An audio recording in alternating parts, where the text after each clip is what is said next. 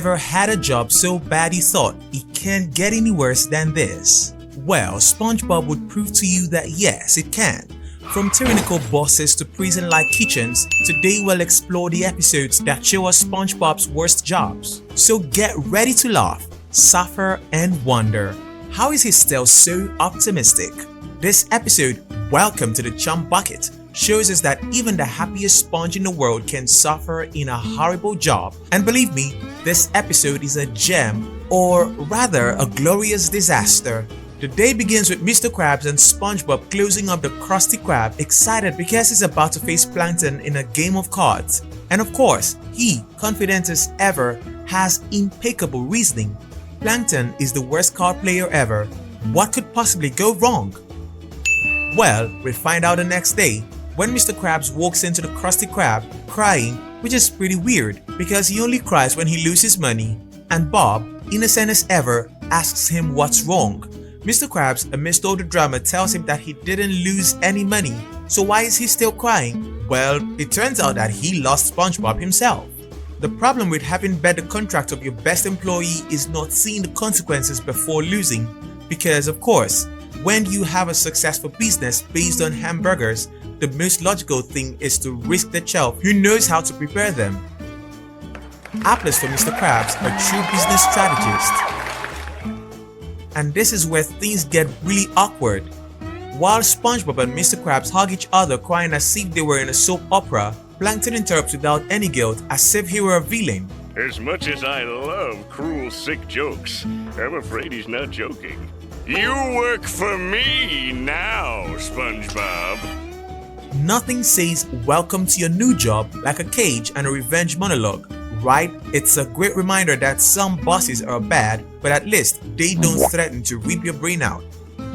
Bob arrives at the basement of the Chum Bucket, which honestly looks like a mad scientist's lair. And surprise, Plankton doesn't want an employee, he wants a machine that will give him the secret Krabby Patty formula.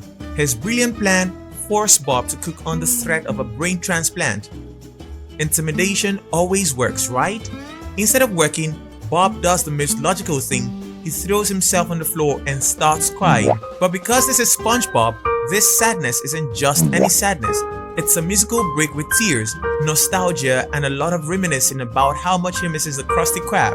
Honestly, this moment is more emotional than anyone expected from an episode about a bad job. And while Bob cries, Plankton watches him frustrated. But don't worry, because his artificial intelligence, Karen, has the most obvious solution in the world. You know that never works. The answer is obvious. To get to the SpongeBob, you must show him compassion and understanding. Then he'll give you what you want. To which Plankton, in a completely original twist, says not to interrupt him because he's thinking of an incredible idea. He then repeats what Karen said as if he had thought it himself. Plankton, desperate to get Bob's cook, builds him an exact replica of the Krusty Krab's kitchen. And for a second, it seems like Bob is happy until he mentions Mr. Krabs and starts crying again. Honestly, at this point, we can all relate to Bob because sometimes you just can't pretend to like your job. But Plankton doesn't give up. He gives Bob massage shoes, a tub of ice cream, and then reads him bedtime stories, and Bob, like a spoiled child, just asks for more. Does anyone else feel sorry for Plankton right now? Nope, me neither. Eventually, Plankton loses his patience and decides to use his last resort, a robot with SpongeBob's brain. But here comes the episode's most brilliant twist. Even SpongeBob's robot refuses to work. And honestly, if even your cybernetic clone hates work, you know something is wrong. Defeated and desperate, Plankton returns Bob to the Krusty Krab because he can't stand our trusty sponge anymore. Mr. Krabs, being a good businessman, charges him $15 for the refund, and with that, Bob returns to his favorite place to work. Well, sort of, because when Mr. Krabs asks him to make a Krabby Patty, Bob simply says he's not in the mood. And so ends one of SpongeBob's most terrifying jobs, between cages, threats of brain transplants, and a desperate boss. This episode teaches us that even though Plankton is a villain, even he has limits. In the end, Bob returns to where he belongs, and we're left with the most important lesson of all: never bet on your star employee. But is this really SpongeBob's worst job? Well, if you think nothing beats the bucket of bait, wait until you see what happened when Bob tried to pass his driving lessons. In this episode titled New Student Starfish, SpongeBob has a brilliant idea of taking Patrick to boarding school, as if the chaos he already has in his life wasn't enough, right? But of course, Patrick, with his typical clumsiness, turns the school into a disaster zone, while Bob tries to maintain his status as an exemplary student. The alarm sounds with Bob's signature softness, a sound so lovely, isn't it? As if his day was going to start off in the best possible way. And well, when Bob gets ready for school, he does so with a stunt that would make an Olympic gymnast blush.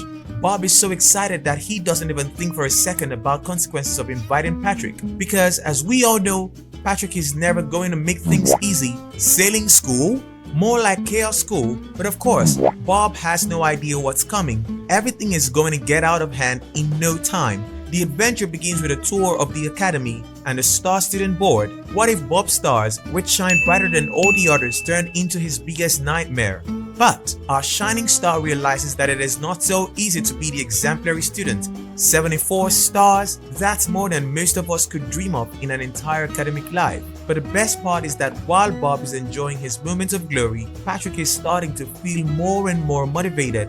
Yes, Patrick, you're right. You and your jellyfish have no chance against these academic stars. And finally, Professor Puff arrives, who needs a higher level of stress. The answer is Patricio, who with his unique style of introducing himself to the class says nothing more than a simple 24, leaving everyone laughing out loud. Patricio, always the life of the party.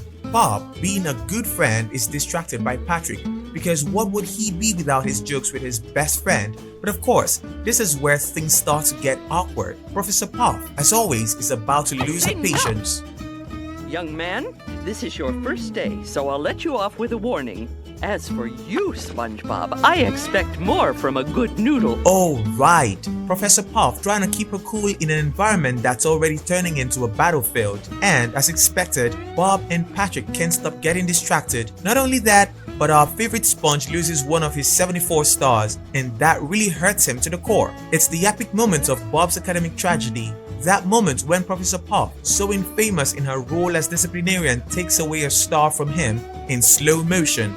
Bob is not only hurt, but now faces public humiliation. Thanks, Patrick. Everything was going so well until that 24 made its appearance. Bob and Patrick, in their infinite wisdom, they decide that the only way to settle their differences is through a fight.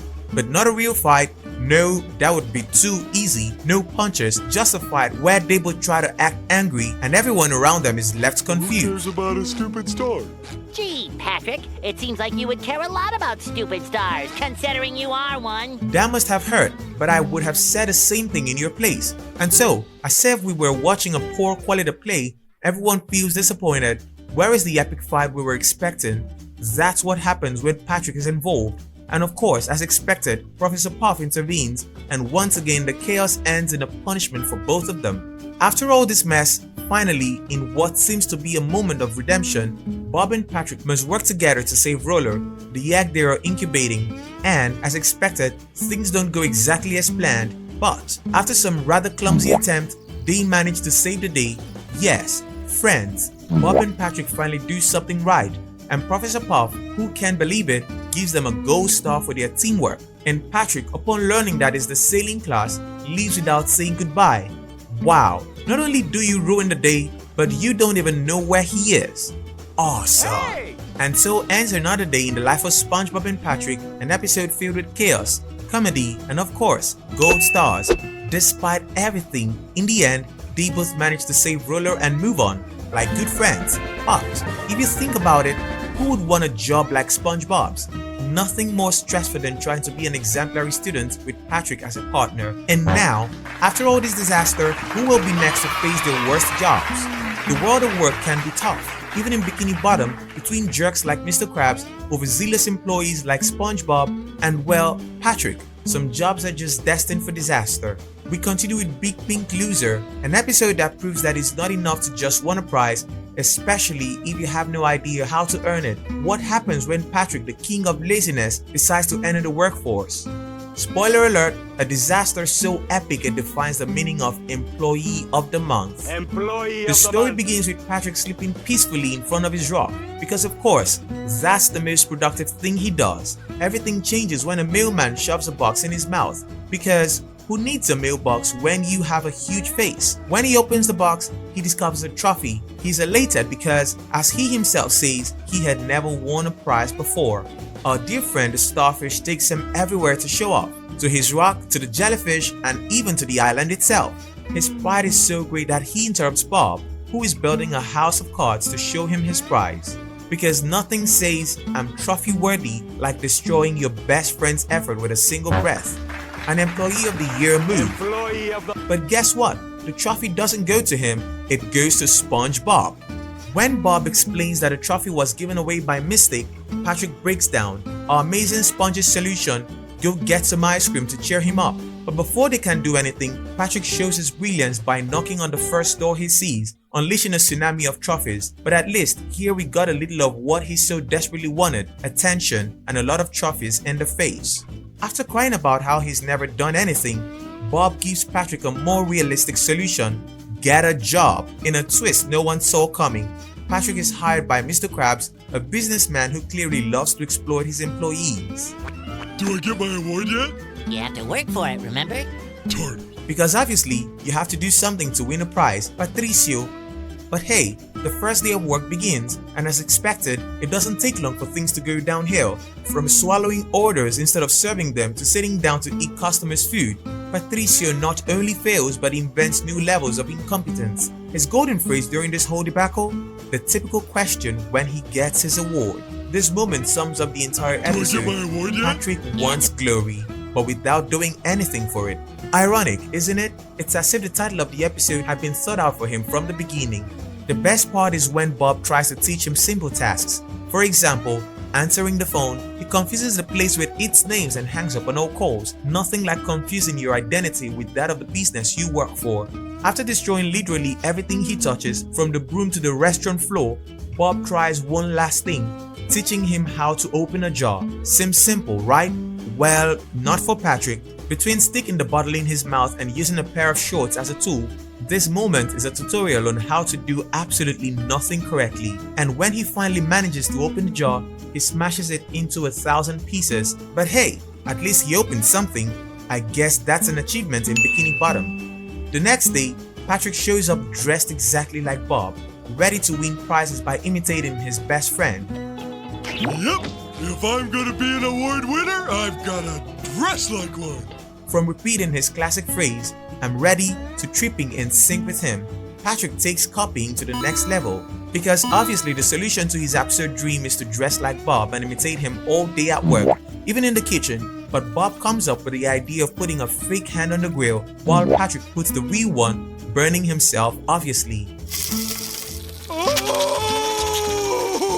Aha! You're copying me! Yes, Why are you doing that? so I can win an award like you.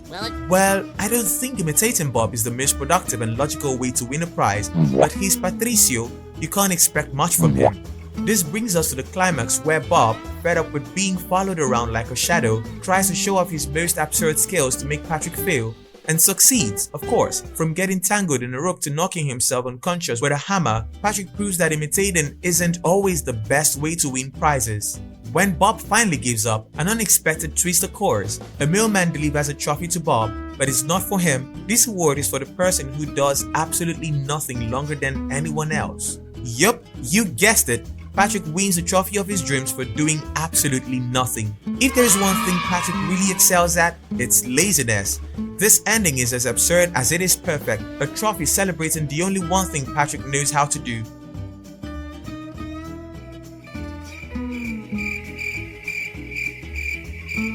Big Pink Loser is a gem that perfectly encapsulates the essence of Patrick, a lazy guy with big aspirations but zero skills. But beyond that, it also shows us what a good friend and excellent employee SpongeBob is. In addition to having a ton of skills for which he wins a trophy weekly, this episode reminds us that not everyone is cut out for the working world, especially if your only strategy is to be one disaster after another.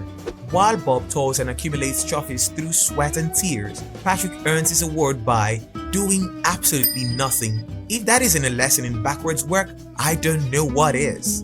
In the next episode, we'll see SpongeBob, the model employee, face his own personal hell as he learns to drive a boat from a scary instructor. Get ready for more chaos and laughter in SpongeBob's worst ever jobs. SpongeBob's jobs. If you threw out your worst day at the office was a disaster, wait until you see what Bob has had to endure. Of course, we couldn't ignore the absolute disaster that occurs in Mrs. Puff. You're Fired, an episode that proves that being a teacher can be a horrible job too, especially if your student is SpongeBob. The story begins at Mrs. Puff boarding school, where her patience is about to be tested to its limits again. But let me ask you this, is it possible for a single student to make teaching a more dangerous job than facing a great white shark with a plastic fork? This episode has the answer. It all starts with a visit from Mr. Fitz, a representative from the Boatmaster's credentialing office.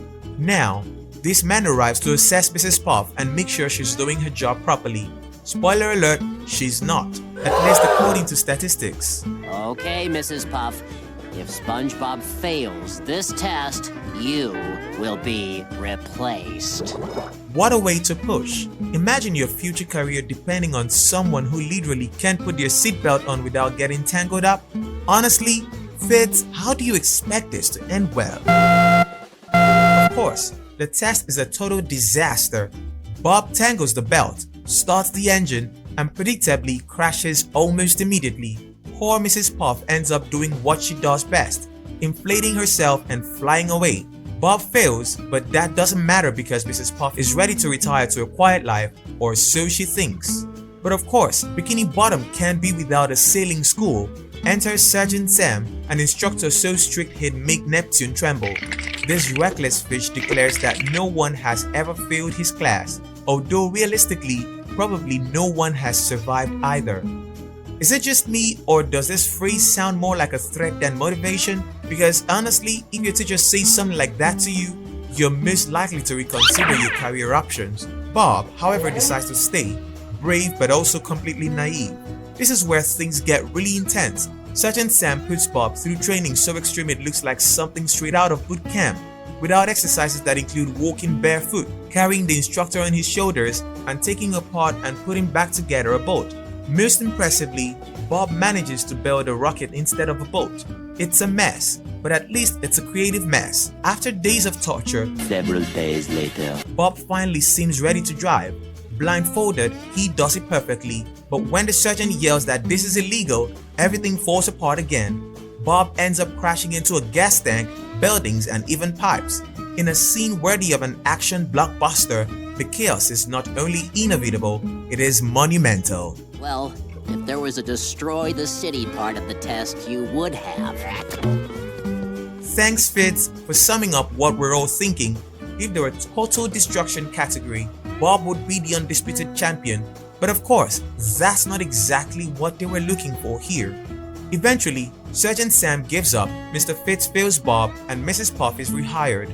And just like that, everything is back to normal, or well, as normal as it can be with SpongeBob in boating school. In a somewhat ironic note, Bob's record gets burned in the fire caused by his antics, so technically it's like he never failed.